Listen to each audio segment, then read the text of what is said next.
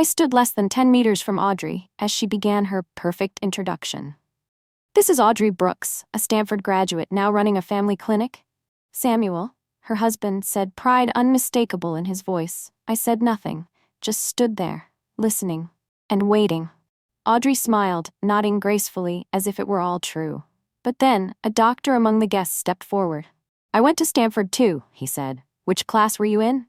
A simple question, but I saw it immediately. Her smile faltered, just for a second. "Oh, my program was a bit unique," she replied quickly. "Mostly remote." The air around them shifted. The doctor frowned. "Stanford Medical doesn't have a remote program." A pause. Small, but enough for people to sense something wasn't right. Audrey laughed, her voice slightly higher than before. "I mean, a hybrid research program." She kept talking, but no one was really listening anymore. Because by then, doubt had already crept in. I glanced at Samuel. The look in his eyes was changing, no longer pride, but confusion, then suspicion. And I knew. All it would take was a single crack for the entire story Audrey had built over 11 years to start falling apart. I had just returned to my table when my father appeared in front of me. No greeting, no small talk, just a familiar line, "You need to leave." His voice was low but clear enough. "You're ruining Audrey's wedding." I looked at him, calmer than I expected. "I was invited." He clenched his jaw. "Don't pretend. You know your presence will cause trouble." "Cause trouble?" I hadn't even said a word. I was just standing there, existing. My mother quickly stepped in, a polite smile still on her face as she turned to the nearby guests. "Zoe's always liked attention," she said lightly, almost joking. "She's always been jealous of her sister." A few people let out awkward laughs. Some stayed quiet. But this time, no one fully believed her, because what they had just seen didn't match that story. Ethan stepped up beside me. "Medova isn't imaginary," he said calmly. "My wife was the keynote speaker at a medical conference in Boston." Someone in the group turned back. "Zoe Mitchell? I've heard of her." Just one sentence, but it was enough to shift the entire atmosphere. For the first time, my family wasn't controlling the narrative anymore. I was standing beside Ethan when Samuel approached. His face still looked polite, but his eyes had changed, sharper. "I'm sorry about the chaos," he said, "but I think we should talk." I nodded. We moved to a quieter corner, away from the music and the curious stares. Samuel took a deep breath. "Audrey said you dropped out, couldn't handle the pressure and disappeared." He paused, as if he didn't fully believe that story anymore. I didn't react right away. I simply said, "I graduated, while working 3 jobs." He frowned. 3 jobs? Mornings at a cafe, nights at a hospital front desk, weekends on a call line. I spoke like I was telling someone else's story. No emotion. Samuel fell silent. "I didn't receive any support from my family," I added. "My tuition money was transferred to Audrey." That made him stop. I could see the exact moment the pieces started falling into place in his mind. Audrey's confidence, the gaps in her story, and my presence tonight. Samuel looked at me for a long moment, no longer curious, but reevaluating everything he thought was true. And I knew, the moment he started asking questions, everything Audrey had built wouldn't hold for much longer. I walked into the restroom and wasn't surprised to see Audrey already there. She stood in front of the mirror, her hands trembling as she reapplied her mascara. The door closed behind me. "What are you doing here?" Audrey turned, her voice tight. "You're ruining my wedding." I washed my hands, calmer than I expected. "What did I do?" "You showed up," she nearly shouted. "You were supposed to disappear a long time ago." I met her eyes in the mirror. "I didn't do anything. I'm just existing." Audrey bit her lip, tears starting to spill. "I told everyone that you dropped out, that you never made anything of yourself." Her voice broke. "I didn't think you'd ever come back." A pause. For the first time, I saw fear in her eyes. Not because of me, but because the truth was starting to surface. "I didn't come here to destroy you," I said softly. "But I'm not disappearing anymore just to make you feel safe." Audrey took a step back. And in that moment, I understood. I wasn't the one ruining this wedding. Her lies were. "If you relate to Zoe, leave a comment too." When I walked back into the ballroom, the atmosphere had changed. No more easy laughter, no more natural flow, just quiet conversations and stolen glances in my direction. The whispers had started. No one said anything outright, but everyone was piecing things together. "Zoe Mitchell, CEO of Moldova? Is that actually true? Then Audrey. Half-finished questions, but enough to change everything. A doctor approached me. I've read your research, he said. Your patient monitoring system is being used at our hospital. Another guest handed me a business card. We'd love to collaborate. One by one, they began to align with the truth. Not because of anything I said, but because they realized who I was. Across the room, Audrey was still trying to smile, but it wasn't natural anymore. Samuel stood beside her, but he wasn't touching her like before. The distance between them, small but unmistakable. My parents tried to regain control, guiding guests away, interrupting conversations. But it was too late. Once the truth starts to surface, it can't be pulled back. And for the first time in my life, I wasn't the one being overshadowed. I took one last look around the room. The lights still sparkled, the music still played, but everything had changed. Not because of anything I did, but because the truth had started to reveal itself. Ethan stood beside me, his eyes asking a simple question. Stay or leave? Leo tugged at my hand. Mom, are we going swimming yet? I looked down at my son, the excitement in his eyes, untouched by everything happening around us. And in that moment, I knew the answer. I didn't need to stay to prove anything anymore. No arguments, no exposing anyone. I had already done enough, just by being myself. I reached into my bag and took out a small envelope. Inside was a wedding gift, shares in Moldova. Not to impress, but to close the past. We walked over to Samuel. I should go, I said softly. I wish you both happiness. He looked at me, his expression complicated, but sincere. Thank you for coming. I nodded, then turned and walked away.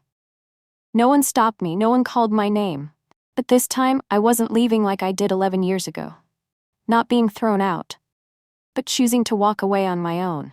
The wedding went on, but it wasn't the same. I didn't need to go back to know that. The look in Samuel's eyes before I left was enough.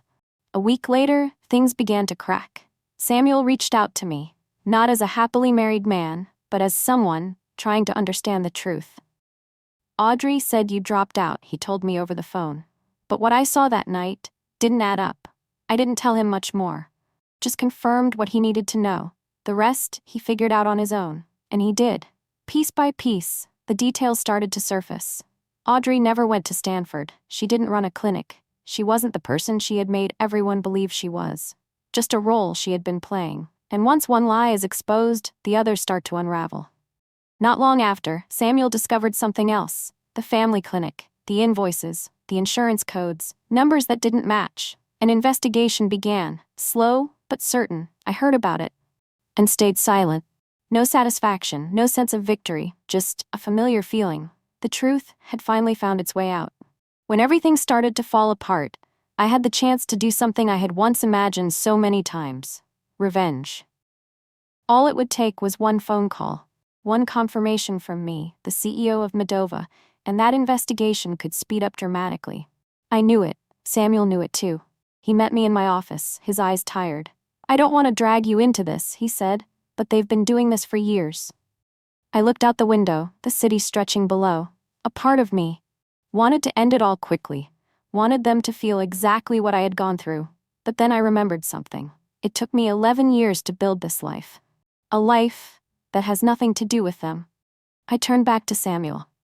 I won't get deeply involved in this. He paused. I'll provide the truth if I'm asked, I continued. No more, no less. Not because I had forgiven them, but because I refused to become part of their story again. Samuel nodded slowly, and in his eyes, I saw respect. For the first time, I didn't react from pain. I chose to protect the life I had built. 2 months after the wedding, everything my family had spent years building began to fall apart, piece by piece. The clinic was audited, records were re-examined. The numbers could no longer be hidden. 15 years of fraud. Not a mistake, an entire system. Audrey lost her job first, no more title, no more perfect image she had carefully built. Samuel left soon after. No drama, no loud arguments, just a final decision. I can't build a life with someone I can't trust. That sentence ended everything. My parents tried to control the damage. They explained, blamed others, even brought me up. But this time, no one believed them, because the truth was too clear. And the most ironic part, I didn't do anything. I didn't expose them. I didn't take revenge. I simply walked away. But sometimes, the moment you're no longer there for them to lean on is exactly what makes everything collapse faster. If you think characters like Audrey and Zoe's parents are truly cruel, leave a. So I know you see it too. 6 months after the wedding, I received a letter. Not an email, not a message, but a handwritten envelope. The sender's name, Audrey. I left it on the table for nearly 20 minutes before opening it. Just one sheet of paper, but enough to bring the past rushing back. Zoe, the clinic has closed, not because of you, but because of what our parents did. I kept reading slowly. Samuel left me. He said he couldn't live with someone he didn't trust. My hand tightened slightly around the paper, not out of shock, but because everything had finally reached the ending I had seen coming. I'm not writing this to ask for money, Audrey continued. I just want to say, you were never the problem. I paused. That sentence was something I should have heard 11 years ago. I was taught that you were a threat, that if you succeeded, I would have nothing left. The handwriting trembled slightly. I believed them, and I was wrong. I folded the letter, no tears, no anger, just a quiet feeling. Some apologies, come too late to change the past. I set the letter down on the table and sat there for a long time. Not because I didn't know what to do, but because for the first time, I realized I was no longer bound by that decision. Before, I used to wonder, if they ever apologized, what would I do? Forgive them? Go back? Or shut the door forever? But now, when that moment actually arrived, I didn't feel the need to choose between those options anymore. I opened my laptop, started a new email. It wasn't long. No unnecessary emotion, just a few lines. I received your letter. I hope you find your own path. If you truly want to change, start with the smallest steps. I paused for a second, then added one final line. Attached is an application for an internship at Moldova. Not because I forgot what happened, but because I understood one thing. Holding on to the past doesn't move me forward, but forgiveness doesn't mean going back to the way things were. I hit send, then closed the laptop. No relief, no regret, just clarity. I didn't pull Audrey back into my life, but I didn't shut the door completely either. I left it slightly open, with one condition. Everyone has to walk through it on their own. 1 year later, I no longer think about that wedding night every day. It didn't disappear, but it doesn't control me anymore. In the morning, sunlight streams through the glass windows of my office on the 40th floor. A new contract sits on my desk, another hospital adopting Moldova's system. Clear numbers, real results, no bias, no emotion. I smile. At home, Leo runs around the small backyard, his superhero cape fluttering in the wind. Mom, can I water the plants now? Start with the chili plants, they're thirsty. Ethan brings out 3 glasses of lemonade, setting them on the wooden table. He looks at me, no words needed, but I understand. This is my family, not the one I was born into, but the one where I am seen. No pressure. No need to prove anything. Just being myself. I look around the garden, the young plants growing the way they should, with space, with light, just like people. Not everyone can grow in the same environment, and sometimes, the best thing you can do is choose a different place to begin again. If you ask me what changed the most after everything, it's not the money, not the status, it's the way I see myself. For a long time, I believed I had to prove my worth, work harder, stay quieter, just to be accepted. But the truth is, you can't convince someone to value you if they never wanted to in the first place. I used to think walking away was failure, that it meant giving up, but it's not. Walking away is sometimes the strongest decision you can make. Not because you're weak, but because you're strong enough not to stay where you're being hurt. Family isn't a place where you have to endure just to belong. Family is where you get to be yourself. And if that place doesn't already exist, you have the right to create it. With people who truly see you, respect you, stay with you, not out of obligation. I didn't go back for revenge. I didn't go back for recognition. I went back to realize I no longer needed it. And sometimes, that's the greatest victory of all.